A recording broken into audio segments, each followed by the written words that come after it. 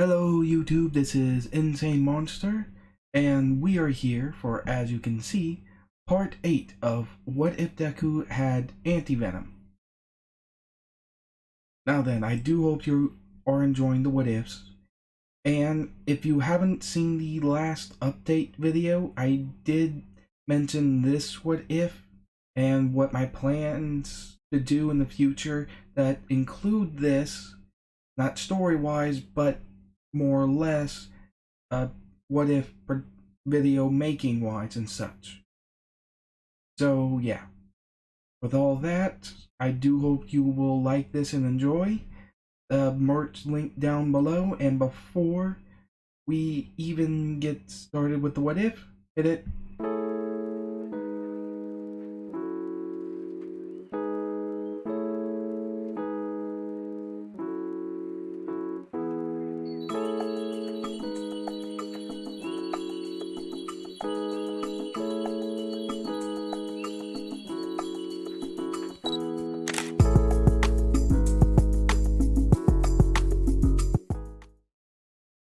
Now then, with UA back in session after everything that's happened, they are met by All Might, who tells them to suit up and meet them in one of the battlefields, as he explains the exercise for this hero test, more or less an obstacle race.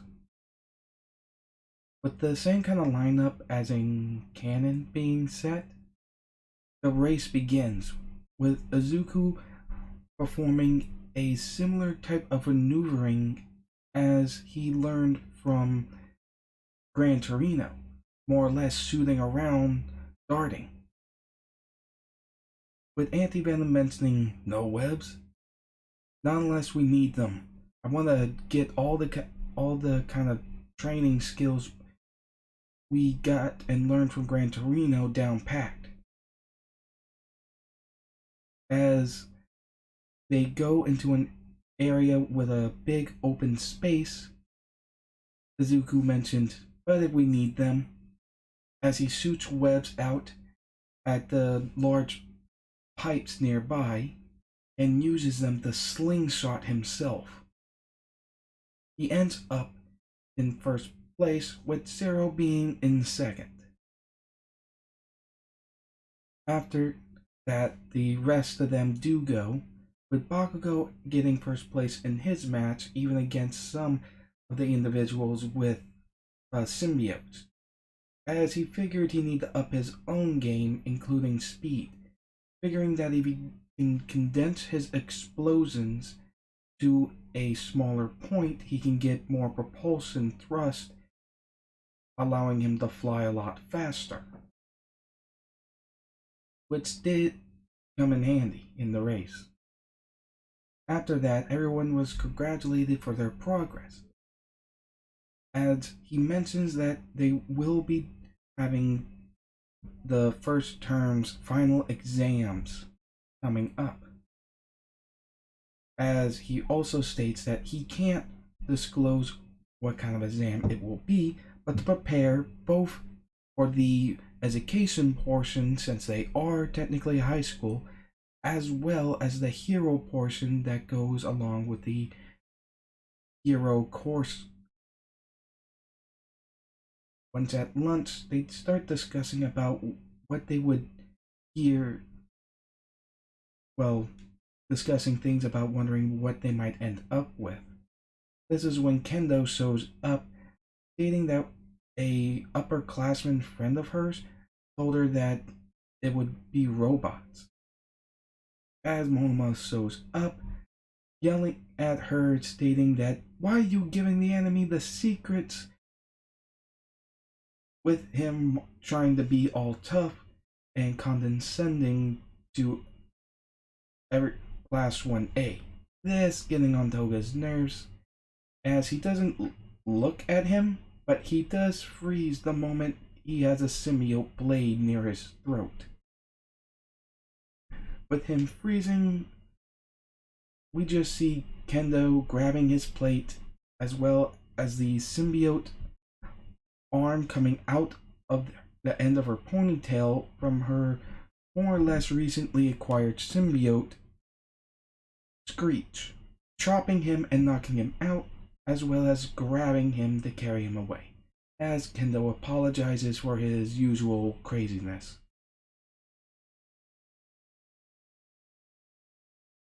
As everyone looks at Toga thinking, thank you for shutting him up. But Ida does mention that she might have gone a little bit overboard.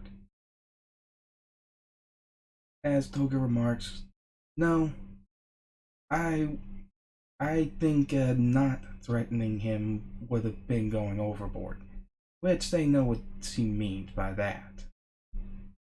As Toxin appears, stating, that boy is arrogant and frankly rude. As no one's going to disagree with this. With that, we go over to the teachers of UA as they are setting up the lineup for the matches involving the students. Upon talking, Nezu states that due to the fact that the odd numbers involving class 1A, one of you will actually need to take on 3 of them. Looking over to Cementoss, stating, Cementoss, I believe you would be best suited to deal with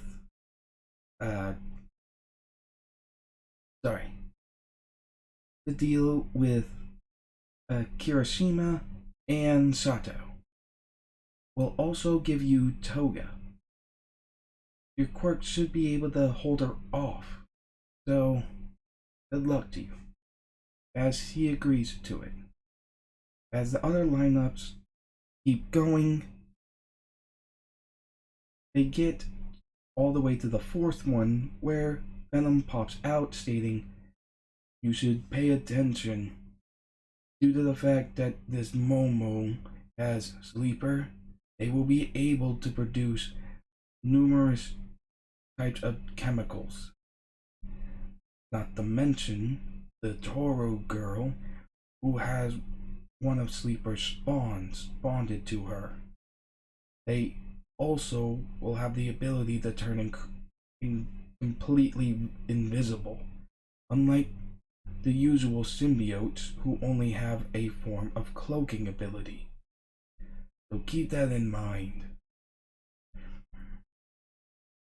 As Aizawa states, that is helpful. Though, it seems as though Momo seems to go for the straight approach to things rather than try to be sly with it with invisibility, doesn't she? Let's see if we can force that out of her. As Venom smirks, anticipating their match. As the list continues, they get to the match that President Mike is gonna have to go up against Anna Voice and Jiro. As Venom then states, Jiro has mania, so due to the fact that her quirk is somewhat sound-based, she will have a form of resistance to it, though I'm not quite sure how heavily the resistance is. As he just gives a thumbs up saying, got it. Upon the next round, with Sniper going up against Toru and Mezu, he states, so this one will be able to produce multiple forms of chemicals and go invisible. As Venom states, basically. As he says, well, see, her original quirk was invisible, and that was augmented so we can actually see her. So, isn't that not much of a difference there, I guess? And this mask isn't for show, as if you remember, he wears a sort of gas mask. As for the next round with Midnight versus Zero and Mineta, Nezu looked at her and asked her to go somewhat easy on them, stating that she knows what he means. Payback comes out of her shoulder, stating, "Alright, I'll stay out of this one. They don't have symbiotes, so it might be a little unfair.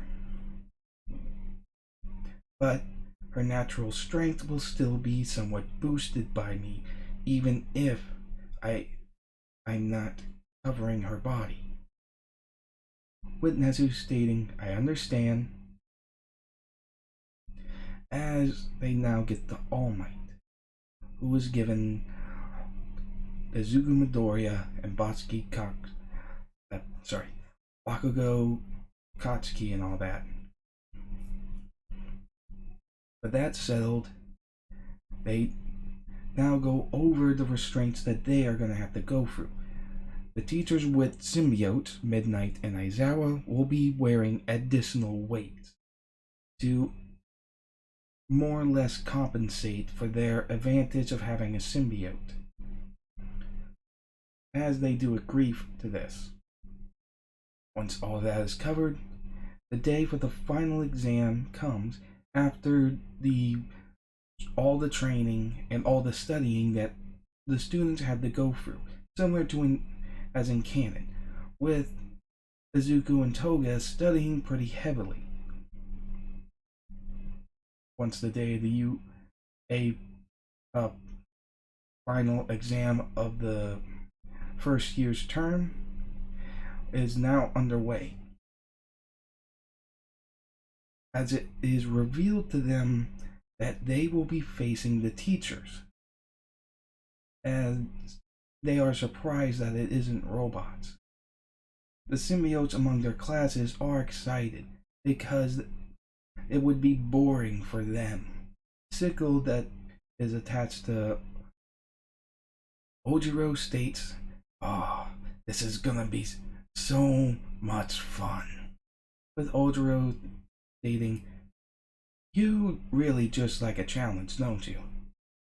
as he smirks. As the lineup is given, the first match would be Cementoss versus Sugar Rush,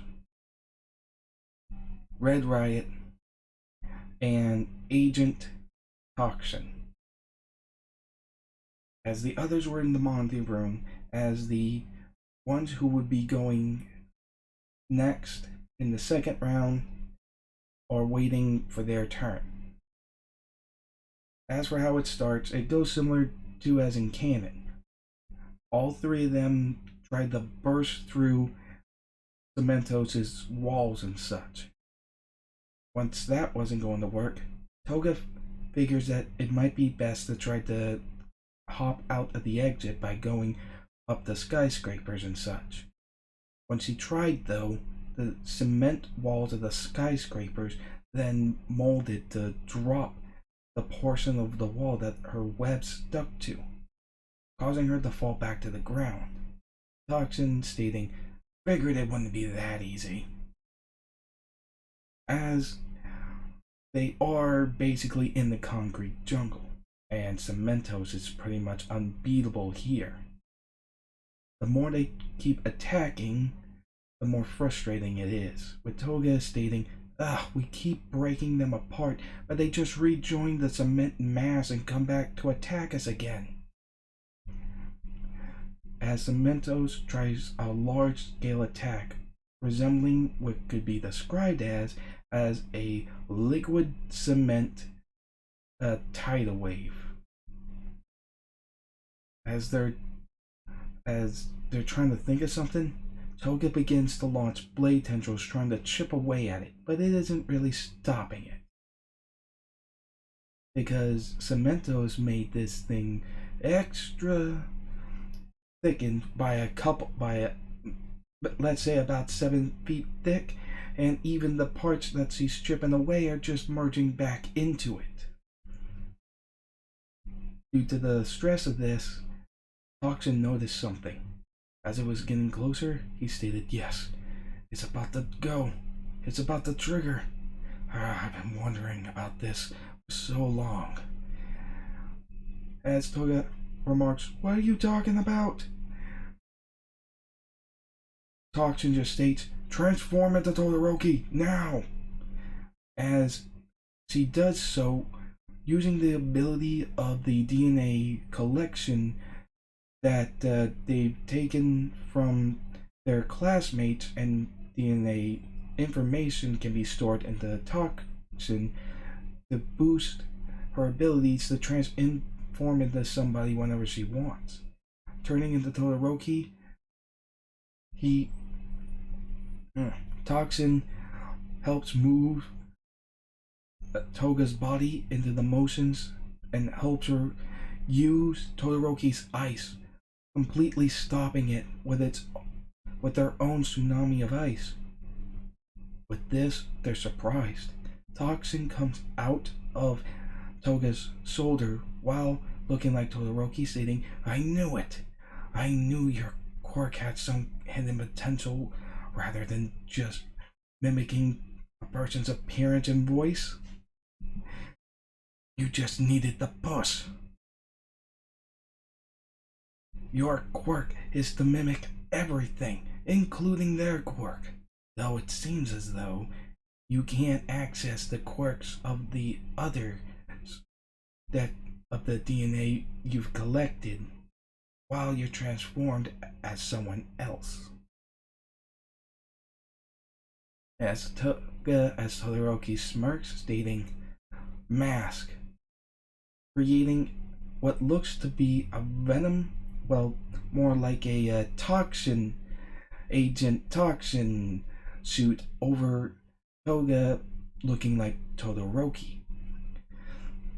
As she continues the ice and flames in order to weaken the cement as tendrils break through it.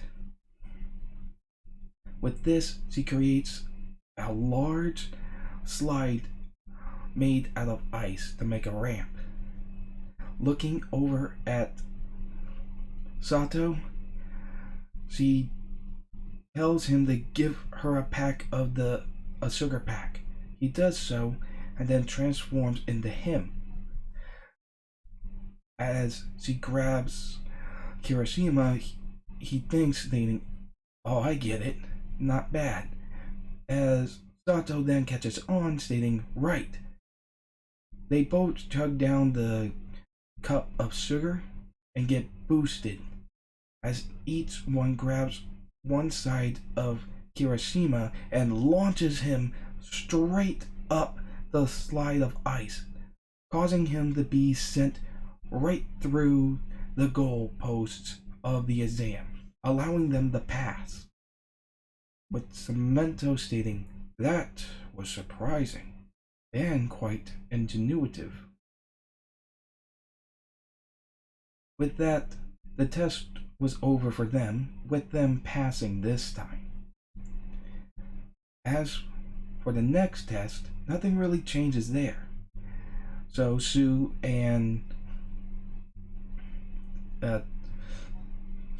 as well as Tatsumaki do pass, going on to the next match with Powerloader, Ida, and Ojiro with Sickle. Right off the bat, they can tell that they're not really gonna be doing great when it comes to fighting him, as he just keeps digging for the ground, making pitfall traps. As they're getting frustrated, Sickle talks to them, stating that he has an idea, and it might be crazy, but it should work, as he asks for the handcuffs. As Ida hands Ojiro and Sickle the handcuffs, he tells them what they need to do, and Ida knows how to make it work. As Ojiro, Sickle is now on Ida's back, as Sickle states, "I regret this plan already and everything about it." With Ojiro stating, "This was your idea, not this part." but Ida stating, well, it's too late now, as Ida uses reciprocal burst, getting them a good bit distance in, as well as doing a similar launch mechanism as in canon.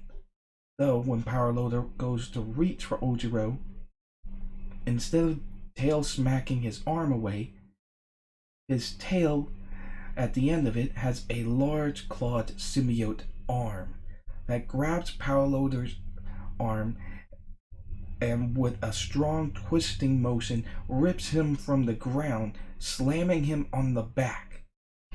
As the handcuffs are shown on Power Loader's arm, as well as the symbiote tail arm from Ojiro and Sickle. With that, they win. They win like same as in canon, but in a different way. Now then, the next match that has some changes is Aizawa versus Momo and Todoroki. As Momo produces the basically the Russian nesting dolls as a way to tell when Aizawa is in range, they begin talking as Momo is somewhat nervous going up against Aizawa, considering he can cancel their quirks, plus Sleeper spawned from him. Filling in Todoroki, he states, so you're Venom's kid? As Sleeper states, more or less, by your human terms. So he knows what I can do. He'll try to keep a distance, but he'll need to attack at least mid-range in order to keep us from our objective. As he also states that they shouldn't try to attack him with objects, because he'll either use his tendrils to throw them back at them, or if they use something complicated, he'll just absorb it into the symbiote and might be able to use it against us. But most symbiotes are vulnerable to fire. Looking at Todoroki, as he states, understood, just make sure you stay back. This is when they finally notice that Momo's not creating any dolls anymore, which is when we see that Sleeper can feel something coming, moving Momo, shooting out a tendril to grab Todoroki, dodging a tendril, shooting out at them, with Aizawa Venom stating, not bad. As we just see a very sharp-toothed smirk, with Todoroki going in for a fire attack, causing Venom Aizawa to get out of there. As he sees what their plan is, Momo and Sleeper will detect their attacks, and Todoroki will attack with his flames. But it seems as though he's holding back, because part of this test is to measure how they fight in different areas to minimize property damage. So, unfortunately, he can't go full force with his fire that would probably win them the match, as he does take advantage of this. Coating his scarf in the symbiote, he uses it as a way to sneakily grab Todoroki while also popping up in front, more or less going a long way around, while his main body was going after Momo. This did catch them off guard, but once he had Todoroki on his eyesight, he jumped away and got Todoroki in a bit of a predicament, hanging him up from telephone pole wires and putting cattle prods below him. Honestly, I think Aizawa is like a low-key sadist. Yeah, with that, Momo and Sleeper tried to think. They tried to think of the symbiote's weaknesses and thinking they might actually need to take a hit, or at least a partial one. As Aizawa shows up, we see that Momo drops canisters popping out of her, creating smoke. As Aizawa stops, knowing that Venom can't sense Sleeper, so they have to wait for the smoke to clear, but there isn't a lot of exit points for her to sneak out of. This being them expecting that she'll stick to her usual tactics and won't try anything sly, though being wrong as he's forced into a corner.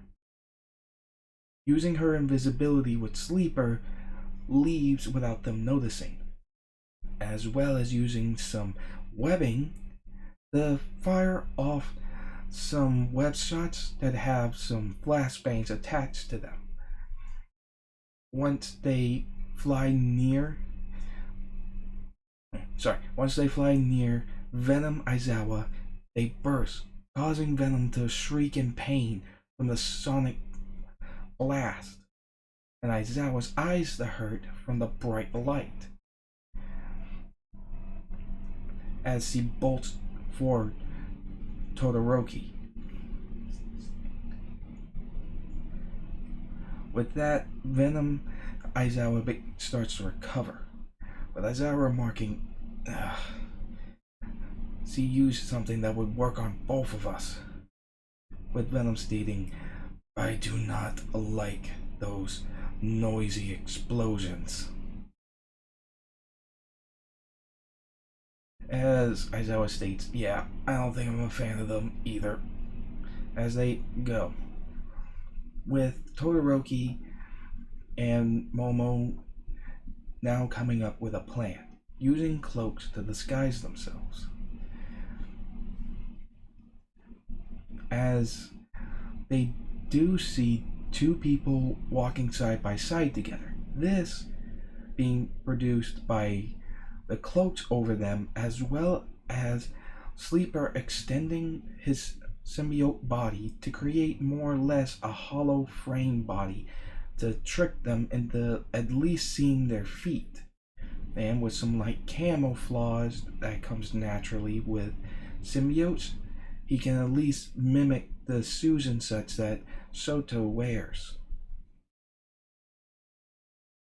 As they are a little bit angry from that flashbang, they go directly towards them, which ends up with them seeing, as the tarps are pulled off, a symbiote empty frame opening up to reveal a freaking catapult, launching it directly at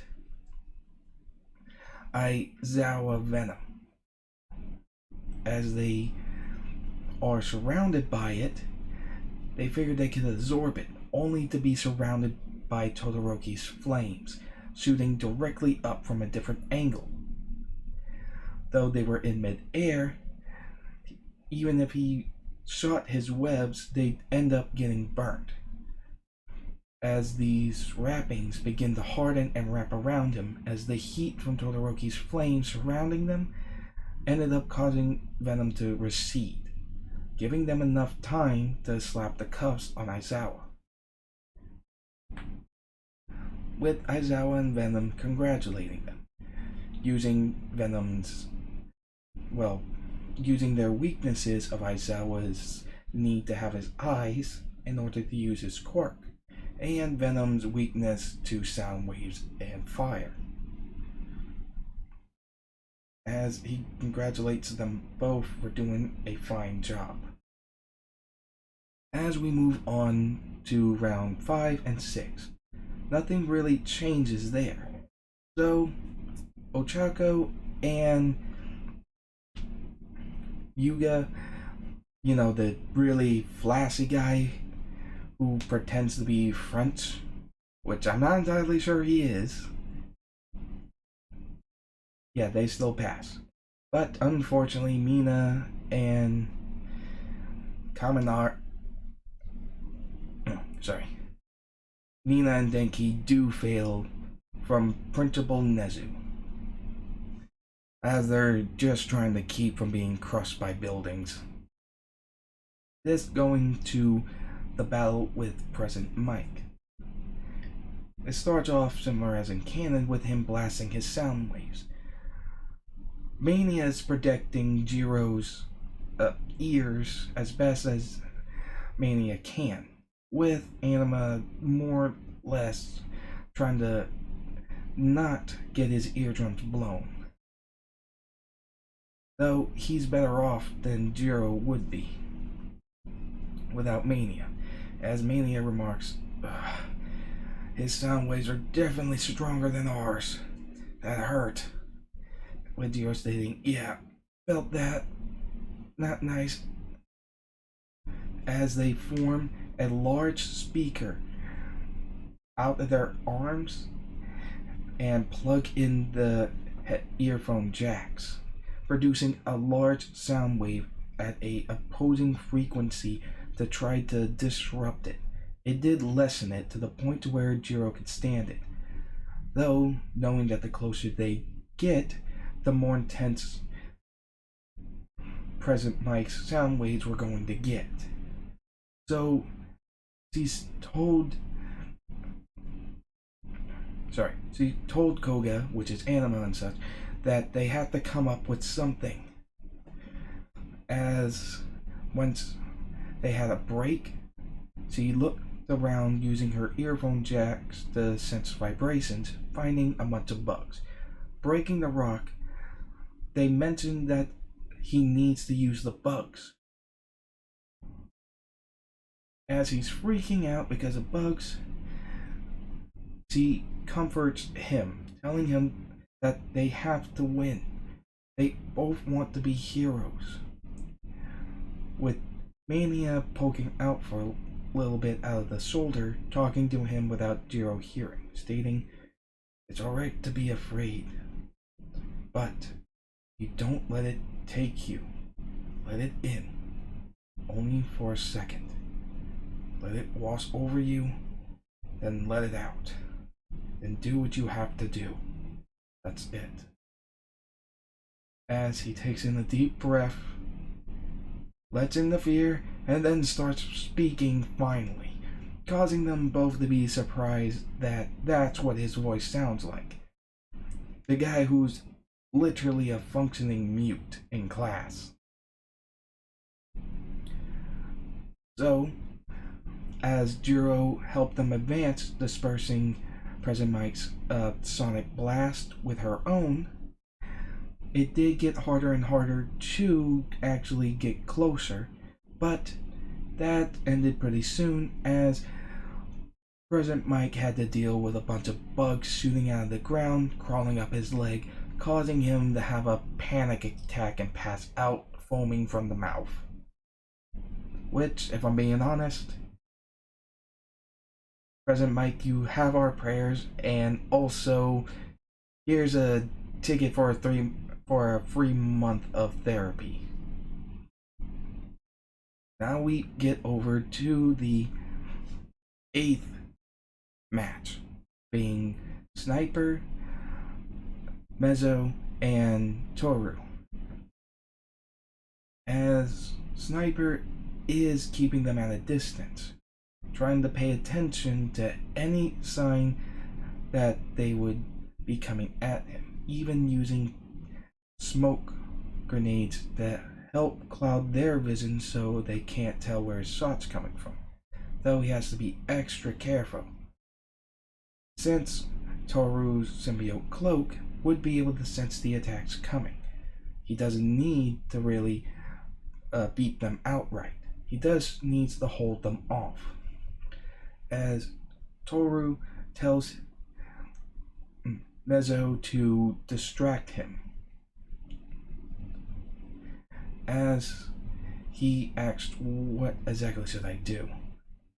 As Toru creates symbiote blades to carve into the cement, rip out some of the metal pipe, the metal bars and such, cutting them off, and opening 6 little areas and carving out the cement in order to make more or less mix-shaped handles. After she's done, she tells him to use it as a shield and walk towards him. He'll be too focused on you to see us. Which is when Cloak chimes in, yes. So we just need you as a shield / decoy. It's our best chance. With him agreeing, turning his dupla arms all into hands, grabbing upon the mix-shaped handles they made in order for him to lift it. As he began slowly walking towards Sniper, as he kept shooting, thinking, not bad, kids. As Toru took the cuffs and began going straight for Sniper while invisible.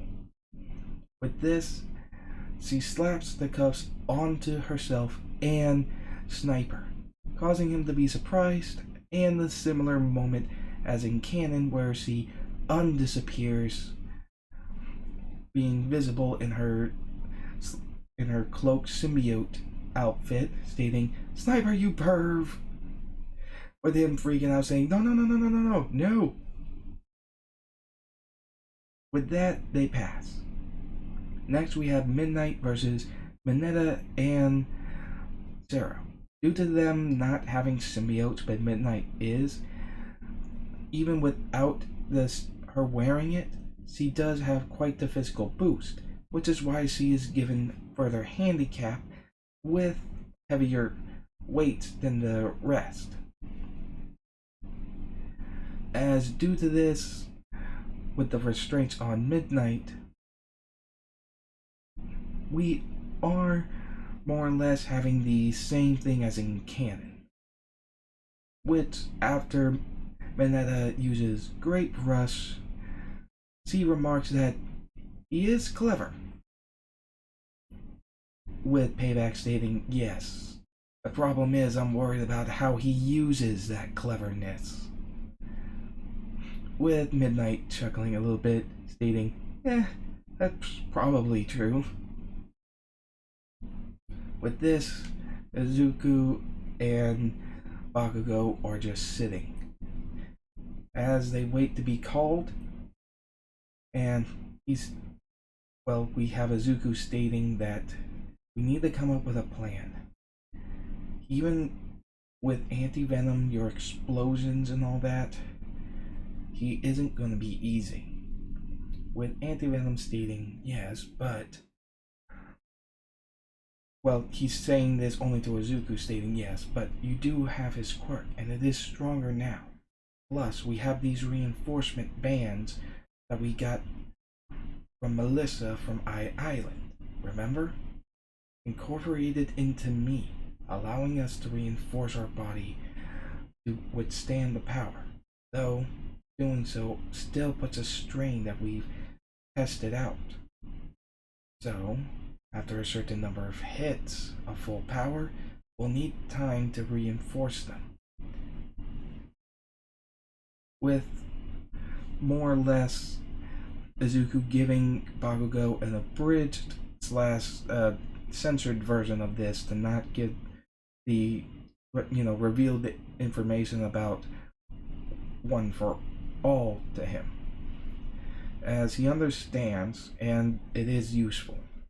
Once Izuku runs out of hits to deliver to All Might, he can use his gauntlet at full power. As that's somewhat their plan. They're hoping to take him with a capture rather than an escape. As the test starts, their classmates look, as Toga is worried. She's not sure how this fight will end, even if All Might is restricted with those weights. He doesn't need to be anywhere close in order to attack them, which is proven once the play starts, as All Might sends a tidal wave of wind pressure, destroying everything and sending them back, causing anti-venom to shoot tendrils out to more or less stab into the ground that anchored them, with one grabbing Bakugo. As they just see the destruction, anti-venom stated, "That was insane." As All Might stated, "Oh really, I'm a villain. What do I care about property damage, heroes?" As All Might's really getting into this. And with that, they take their stances as they blitz into two different directions, with All Might going after Izuku, thinking he should at least slow down the one with the symbiote and One for All down even a slight bit. As they're in close quarters in the alleys, All Might won't be able to use the all-out smash unless he wants to be buried underneath the rubble of the buildings above him. Even if he could break out, it would give them a chance for Bakugo to have enough time. So he goes to attack Izuku, only to have him yanked away by anti-venom's tendril. Izuku focuses fighting him, while anti-venom focuses on using the tendrils for any aerial evasion. Though Izuku did something else, mimicking Gran Torino again, shooting around, trying to strike at All Might where he could. He does get some solid hits in, as he's finding that he believes that Izuku is more or less trying to get him to basically buy time for Bakugo to escape so they can pass. As Izuku is above him, instead of striking, he just jumps with a large amount of force. This won't cause any of the damage to the buildings to be serious enough to fall on him, but it would cause enough wind pressure to blow back Izuku, causing him to go into the air, as All Might uses wind pressure from his kicks to move around in the air as he does an all-out smash towards Izuku, sending him flying back a bit. As he then notices, All Might sees that Bakugo is within range and has his gauntlets set. He was already busy charging up both of his gauntlets for this, firing off one of the pins, sending All Might flying. With that,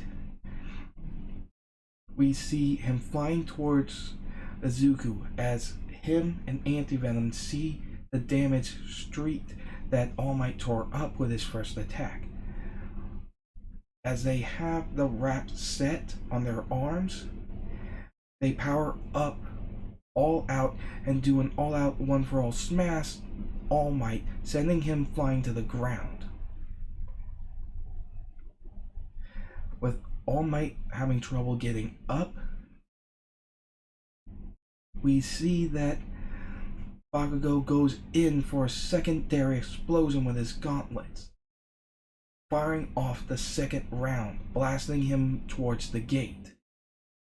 As he is able to resist this, Izuku comes in, trying to strike at him with both fists, which All Might grabs them, keeping him from using another powerful smash.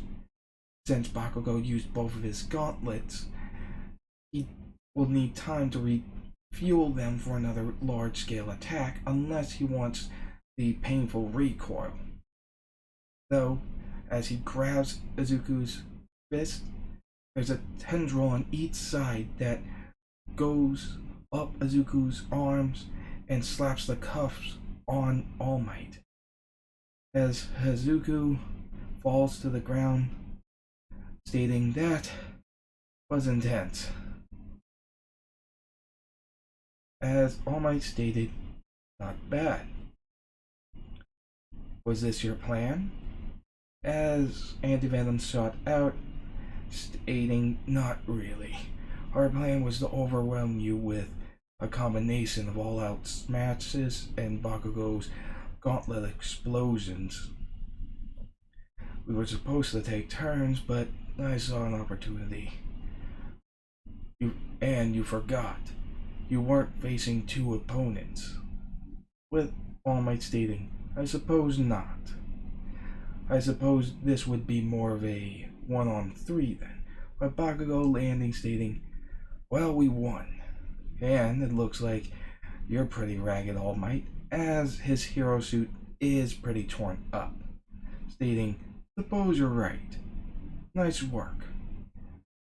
Although your third team member did take the chance that he had, the original plan wasn't exact, was more or less would have worked. But keep in mind that that kind of plan could cause a large amount of damage if you don't pay proper attention. As they state, understood. As All Might walks away after getting the cuffs off of him, puffing back down, with Nezu stating, he did well. And I would have to imagine if young Midoriya did not absorb that support item from Island, he wouldn't have had the as good as chance. Though, when I saw him launch that attack, it seems as though the wrap made from the symbiote was cracking. So there is still a limit to it. But All Might stating, yes, though, even so he's progressing. And from what I fear is to come, well, he'll need to progress even more. As all the students are gathered, after the test and such, they're given their results. They all manage to be able to pass the academic portion to go to the next grade. However, the fact is that, well, 3 people ended up failing, being Mina, Denki, and Sero, with Mineta being kind of smug about it, as he looks over to the girl stating, so what do you ladies think? As he winks, causing them to instantly tendril slap them again, stating, why? Toga states, because you really creepy. Even when you're trying to be nice, it's weird. With him stating, damn it. As then Aizawa tells them to calm down and to please take focus, that none of them will be missing the training camp. However, those who failed will end up having to do added training and studying and such. With Mina, Denki, and Sero pretty bummed out about that. As he is then told to give these permission slips to their parents, as well as get anything they believe that they might be able to use for their training. As school was being let out, they discuss about going to the mall. This was happening while at the hideout of the League of Villains, they were getting some guests. With this, we have 2 members being brought over by an information individual. Now then, he introduces them by their, well, somewhat of a non-birth name and such. The first would be Dobby, who introduced himself stating that he's only here in order to help the people who are working who did work with Stain to further his goals because he believed in them. As the other one is a young man who's taking Toga's place in this what if, going by the name of Duplicate. His quirk allows him to more or less create illusions of other people, as well as place those illusions over himself to mimic them as well as their voices and such. This also allows him to manipulate his illusions to turn himself invisible. So, more or less, it's a form of light and sound manipulation to create very lifelike illusions. After some discussing with one another, obviously Tomura isn't happy, as he tries to attack them with carnage, with Kurogiri stopping them, stating that, as he leans towards Shigaraki, that they need members. And they have two friends of theirs, one of which might be useful on this Dabi individual. With Carnage and Tomura not happy about this, the tendrils and his hands are pulled back from the portals as he storms out, saying that he'll talk to them later. With all for one stating, it's fine. He needs to find, or at least figure out some things about himself. With Carnage stating, only wasn't for anti-venom and toxin. With Tomura stating, it's fine. In a way, we should thank them. We did gain a new ability once they took out Dane, didn't we? As he remarks, yes, but they have Riot now.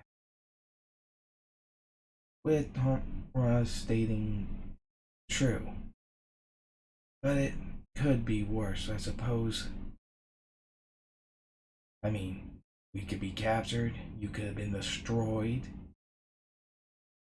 As Carnage states, fair enough. As similar to in canon, the UA students do go to the mall. As they all split up, we see Toga stating to Izuku that she needs to go pick up some stuff for herself as they split up.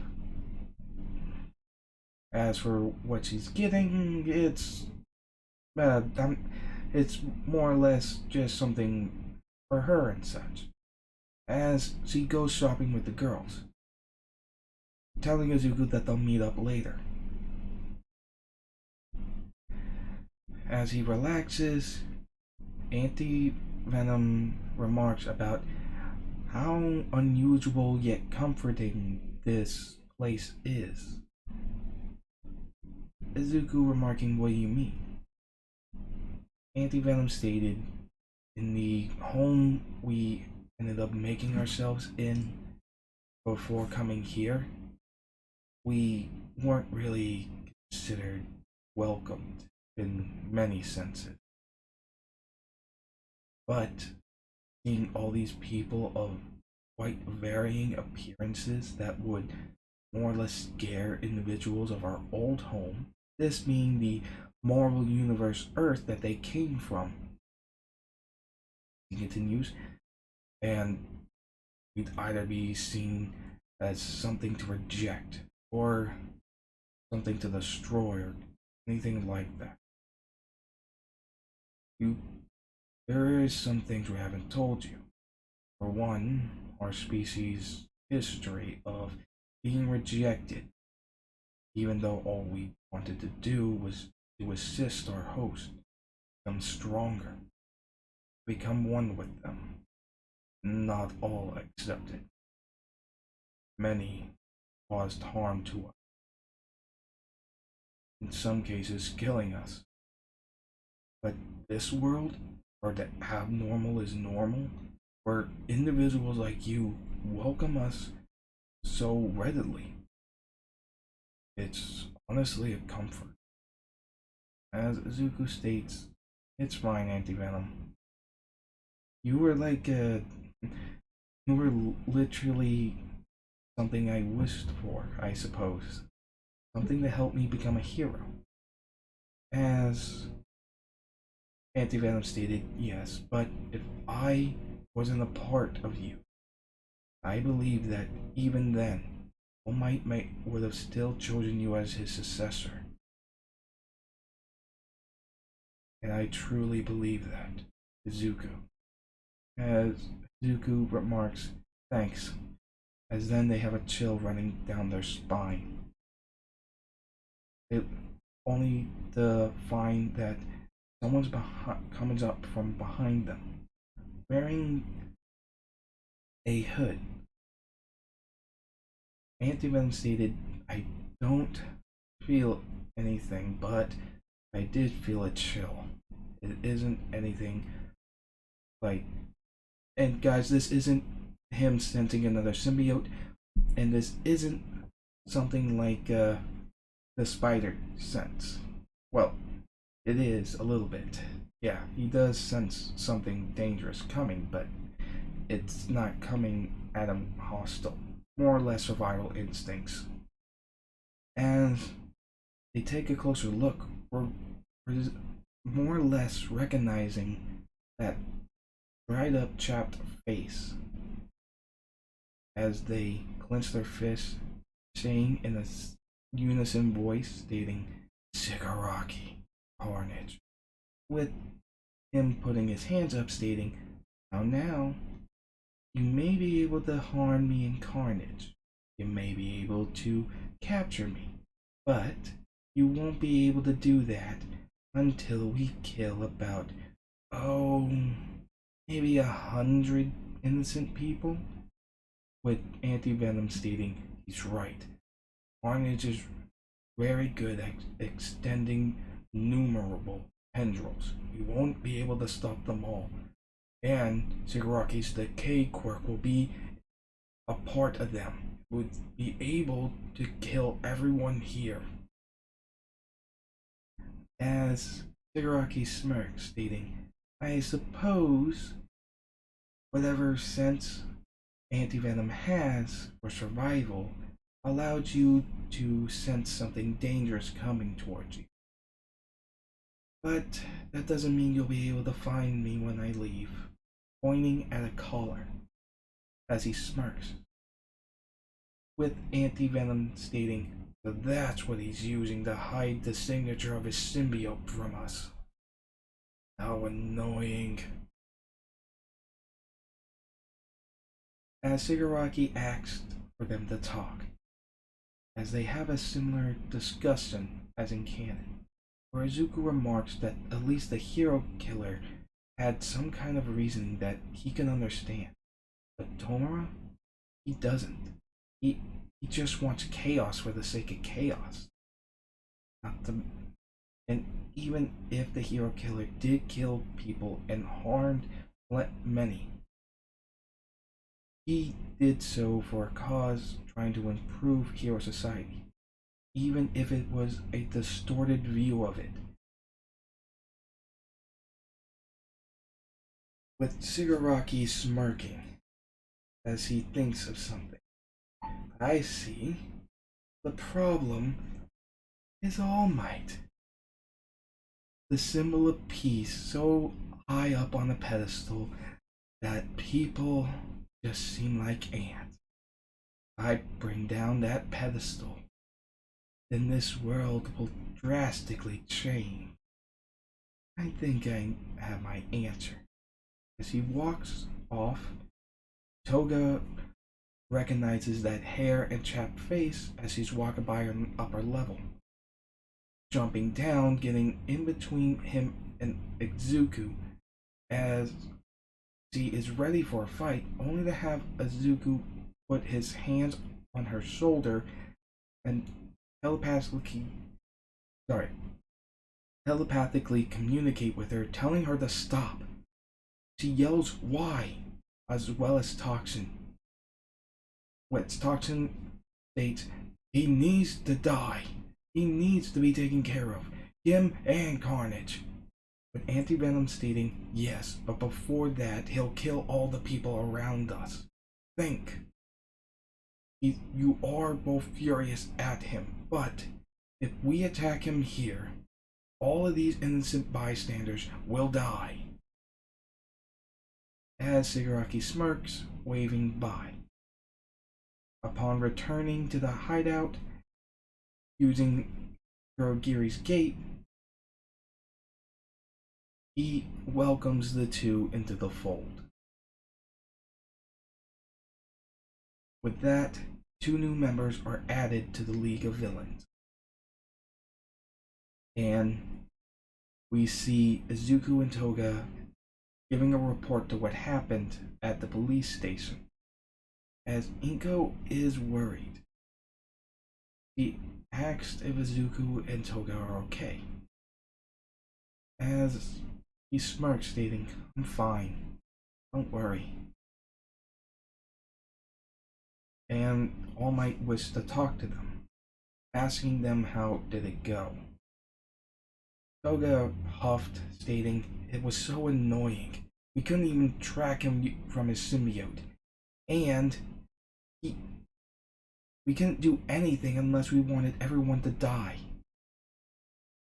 With All Might stating it was the correct move.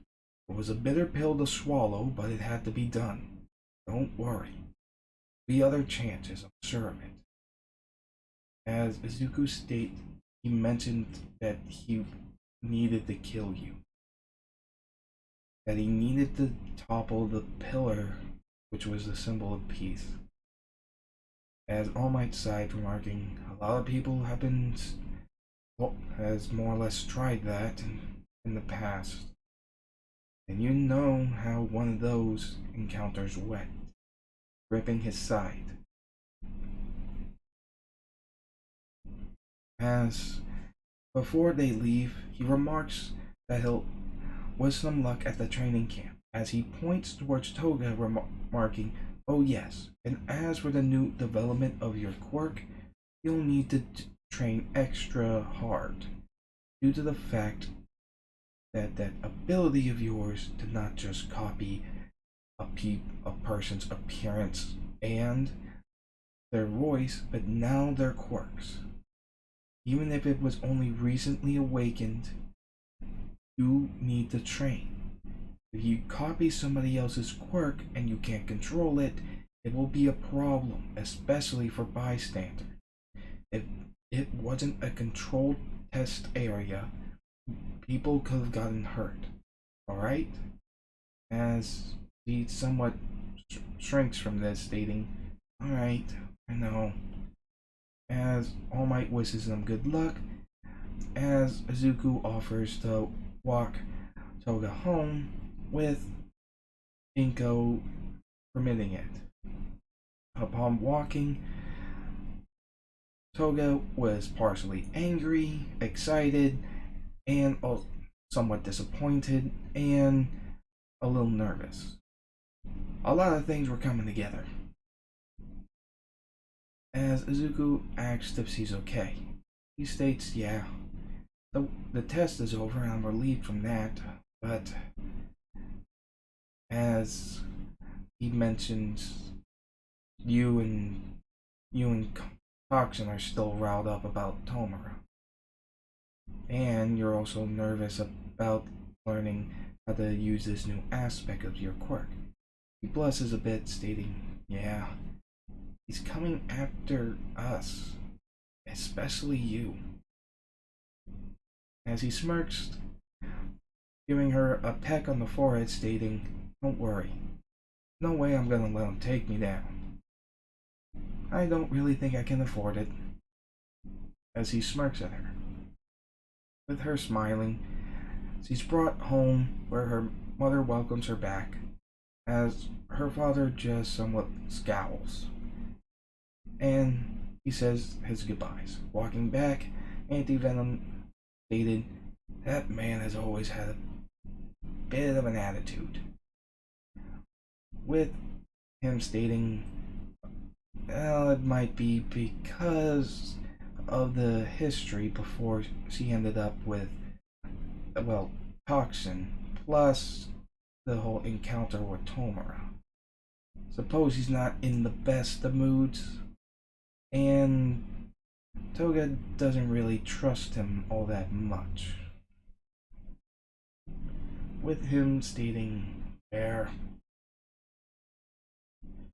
old wounds always have a problem healing, but we need to focus on getting stronger. Toxin needs to get stronger as well with Toga, as well as the other symbiotes. If we don't, they will come at us and we won't be able to defend ourselves. They still have 2 other symbiotes they haven't been using yet.